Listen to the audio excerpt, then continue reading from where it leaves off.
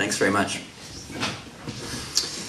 Yes, tonight's dead poet is Ted Hughes, who died in 1998, I think, in October. I'm going to read from a razor-thin book that I found in a Brisbane secondhand bookstore, which was pretty much the only book I could afford in Australia because the books are really expensive there. And he's described, Ted Hughes is described in the back as being from a select band of survivor poets from the Observer. I'm not sure what that means, but I like the image of Ted Hughes out there as a survivalist with his poetic devices sequestered away in a cabin somewhere. And the first poem I'm going to read is called The Horses. I climbed through woods in the hour before dawn dark. Evil air, frost making stillness. Not a leaf, not a bird, a world cast in frost. I came out above the wood, where my breath left torturous statues in the iron light.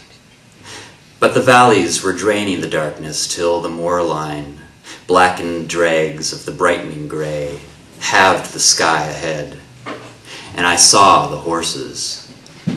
Huge in the dense gray, 10 together, megalith still.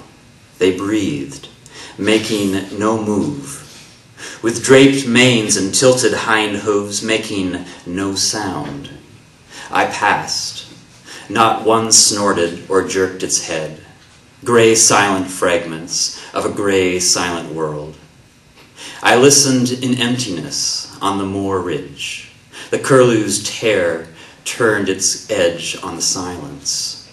Slowly detail leafed from the darkness. Then the sun, orange, red erupted silently, and splitting to its core, tore and flung cloud, shook the gulf open, showed blue, and the big planets hanging. I turned, stumbling in the fever of a dream, down towards the dark woods, from the kindling tops, and came to the horses. There still they stood, but now steaming and glistening under the flow of light, their draped stone manes, their tilted hind hooves, stirring under a thaw, while all around them the frost showed its fires. But still they made no sound. Not one snorted or stamped, their hung heads patient as the horizons, high over valleys, in the red leveling rays, in the din of the crowded streets, going among the years, the faces, may I still meet my memory in so lonely a place, between the streams and the red clouds, hearing curlews, hearing the horizon endure. One of the stories I remember about Ted Hughes is when he was an undergraduate in university. He was working all night on an essay for an English literature class, and he fell asleep at his desk, and then he woke in the middle of the night to a knock on his door, and he opened the door, went to his dorm, I think it was probably in a dormitory, and he opened the door, and he saw standing there a man with the head of a fox.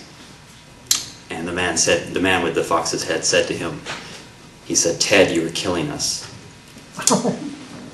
And the next day, he decided to drop English literature and went into anthropology instead. I'm going to read just one more poem by Ted Hughes. It's called The Jaguar. This is about, he's sort of taking a trip through the zoo, basically. It's called The Jaguar. The apes yawn and adore their fleas in the sun. The parrots shriek as if they were on fire, or strut like cheap tarts to attract the stroller with the nut. Fatigued with indolence, tiger and lion lie still as the sun. The boa constrictor's coil is a fossil. Cage after cage seems empty, or stinks of sleepers from the breathing straw. It might be painted on a nursery wall. But who runs like the rest past these arrives at a cage where the crowd stands, stares mesmerized, as a child at a dream, at a jaguar hurrying in rage through prison darkness after the drills of his eyes, on a short, fierce fuse, not in boredom, the eye satisfied to be blind in fire, by the bang of blood in the brain, deaf the ear, he spins from the bars. But there's no cage to him, more than to the visionary, his cell. His stride is wildernesses of freedom. The world rolls under the long thrust of his heel. Over the cage floor, the horizons come. Thanks.